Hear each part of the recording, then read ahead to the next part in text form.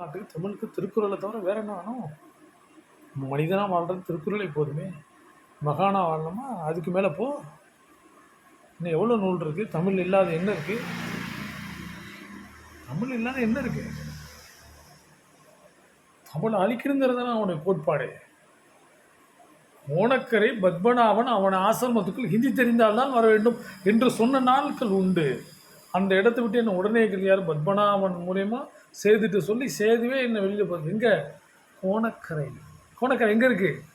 கும்பகோணம் பக்கம், சாய்மலை பக்கத்தில். யாரும் போய் பாருங்கள். நீங்களாம் சுவிஸ்லேருந்து கனடா வந்தீங்கன்னா நோட் பாயிண்ட்டுங்க, மார்க் திஸ் ஒன்ஸ். தஞ்சாவூர் மாவட்டம், தமிழ்நாட்டில் தஞ்சாவூர் மாவட்டத்தில் சுவாமிமலைன்னு ஒரு இடம் இருக்குது. அறுபடை வீட்டில் முருகன் இருக்கணும். அங்கே பக்கத்தில் தான் இந்த கோணக்கரைன்னு ஒரு இடம் இருக்குது. அங்கே பத்மநாபன் ஒருத்தர் தான், போய் பாருங்கள். ஹிந்தி தெரியாமல் வர வேண்டாம். எப்படி என்னை அழிக்கிறதுக்கு காரணம்னா என்னை ஏன் அவனை ஏற்றுக்கல? ஹிந்தியில் என்ன இருக்குது? ஹிந்தியில் என்ன இருக்குது சொல்லுங்கள். ஹிந்தியில் என்ன இருக்குது? சென்னையில் பேசுவோம் தெரியுமா? காலமுறை ஒரு மாதிரியாக ஒரு லாங்குவேஜ் பேசுவோம்ல, அதுதான் ஹிந்தி. எவ்வளோ ஒரு கொடூரமானவன் நல்லா பாருங்க. அவன் பிறந்தது கேரளா. அவன் தமிழ்நாட்டிற்குள் வந்து ஒரு மாவட்டத்திலே ஒரு ஆசிரமம் அமைத்து இங்கு உள்ள மனிதர்களை நம்மளுடைய அண்ணன் தம்பிகளாக நமக்குள் ஜாதி சண்டை ஏற்படுத்தி நமக்குள்ளே விரோதத்தை உண்டு பண்ணி நம்மை பிரித்தாலும் சூழ்ச்சியால் பிரித்து நம்மை பற்றி பல்வேறாக திரித்து சிந்திச்சு பாருங்க. அவ்வளவு காரணம் என்ன? விழிப்புணர்வு இல்லாத விளைவு. தமிழ்நாட்டில் தோன்றாத நாயன்மார்களா, ஆழ்வார்களா, 17 சித்தர்களா யார் இல்லை தமிழ்நாட்டில்? தமிழ்நாட்டிற்கு ஆன்மீகம் சொல்லிக் கொடுக்க வேற ஒருவன் தேவையா? சொல்லுங்க. அன்னை பிதாவும் முன்னறி தெய்வம் மாலையும் தெளிவது சாலவும் ஒன்று. இந்த 2 வரியை பாருங்க. தமிழர்கள் கடவுள் நம்பிக்கை இல்லாதவர்களா? கடவுள் நம்பிக்கை இல்லைன்னா எப்படி இத்தனை கோயில் தமிழ்நாட்டில் வந்திருக்கும்? கங்கை கொண்டான், கடாரம் கொண்டான், கடல் கடந்து படை கொண்டவன் அல்லையா நம்முடைய முப்பாட்டன் ராஜராஜ சோழன். எல்லாருக்கும் சொந்தமானவன் தானே. அவன் எல்லாருக்கும் சொல்லலையே. அவன் கல்வெட்டில் எல்லாரும் எழுதி வச்சிருக்கான்ல. சிகை முடித்திருத்தினவர். அவருக்கு முன்னாடியே ராஜராஜ சோழன் பேரை போட்டு தானே போடுறான். எவ்வளவு மனிதன் உன்னதமான ஒரு இனத்தில் பிறந்து உன்னதமான பண்பாடு கலாச்சார வாழ்வியல் முறையில் பிறந்த நமக்குள் வேதம் பார்த்து சண்டை போட வைக்கிறது ஏன்? அவன் திட்டம். நம்மை அழிக்க வேண்டும் என்பது அவன் திட்டம். அதற்கு நாம் செவி சாய்த்து அதற்கு நாம் இடம் கொடுப்பது தான் நம்முடைய குற்றம். நல்லா யோசனை பண்ணிப்பாங்க. தமிழர்களுடைய மிகப்பெரிய சாபம் துரோகம். யாரையும் காட்டிக் கொடுக்கும். அதில் மிகப்பெரிய இந்த லட்சத்தில் அவனை உயர்ந்த சாதி இப்படி தூக்குறான். உயர்ந்த சாதி உடைய மீசை இப்படி என்னன்னா நாங்கள் உயர்ந்த சாதி. சரி, என்னடா பண்ணுறீங்க? எதிரடா நீங்கள் உயர்ந்த சாதி? இங்கே உயர்ந்த ஜாதி என்று சொல்வதற்கான உங்களுடைய சொல்லிக்க தப்பு இல்லை. நான் உயர்ந்தவன் சொல்லிக்கொள்வது அவனுக்கு உரிமை. எதில் உயர்ந்தவன்? உனக்குன்னு உள்ள குவாலிஃபைட்டோ your community, what is quality? என்ன தரம்? நீ உயர்ந்தவன் எதை வைத்து சொல்கிறாய்? உன் உயர்ந்த ஜாதி என்று நீ சொன்னால் உன் ஜாதியில் எவரும் மது இருந்த மாட்டானா?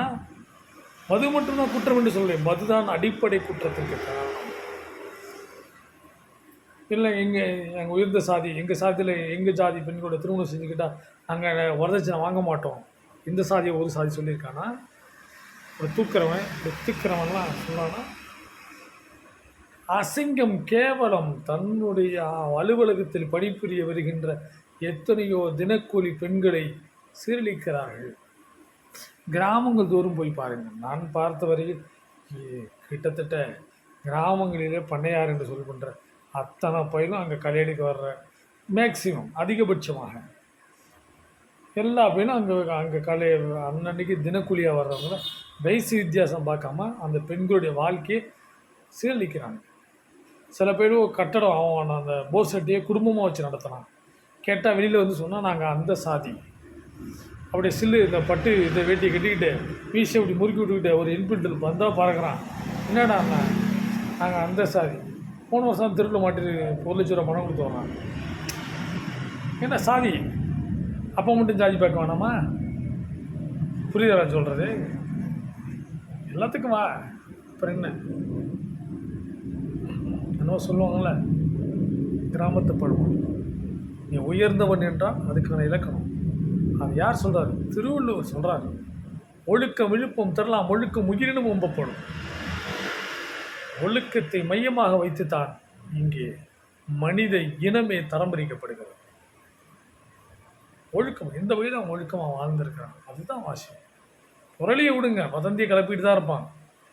100 பொறுக்கி இருக்கிற இடத்துல ஒரு 5 பேர் நல்லா வர்றான்னா அந்த 5 பேரும் இப்போ பொறுக்கின்னு அந்த 100 பேரும் இப்போ பட்டம் கட்டுவான். அந்த 5 பேரையும் அசிங்கமானவனு சொல்லுவான். ஏன்னா மிச்சம் 95 பேர் யார்? நம்பர் 1 பொறுக்கிகள்.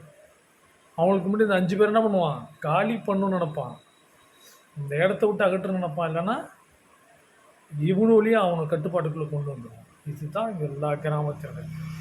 என்ன உயர்ந்த சாதி பிடுங்கின சாதி. நீங்கள் உயர்ந்தவன்னா உனக்குள்ள கொள்கையை சொல்லு. எங்கள் சாதியில் நாங்கள் யாருமே தண்ணி போட மாட்டோம்ப்பா சொல்லு. எங்கள் ஜாதியில் உள்ளவங்க யாரும் அடுத்த மற்றவர்களுடைய வாழ்க்கையில் யாருக்கும் துரோகம் பண்ண மாட்டோம் சொல்லு. யாருக்கும் கேடு விளைவிக்க மாட்டோம் சொல்லு. இதில் நீ உயர்ந்த ஜாதி?